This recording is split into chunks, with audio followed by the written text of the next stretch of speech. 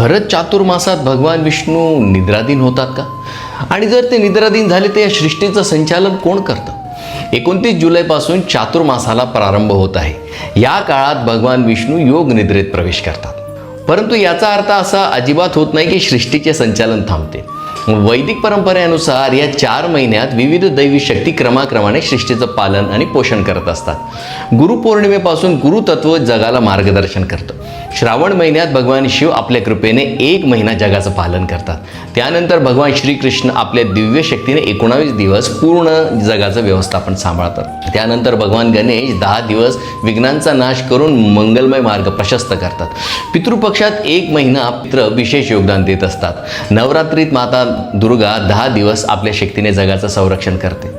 त्यानंतर माता लक्ष्मी 10 दिवस समृद्धीचा आशीर्वाद देते आणि शेवटी कुबेर धनसंपत्तीचे अधिष्ठाता म्हणून 10 दिवस आपला प्रभाव प्रदान करतात. अशा प्रकारे 4 महिने विविध देवता आपल्या शक्तीने या सृष्टीचं पालन करत असतात.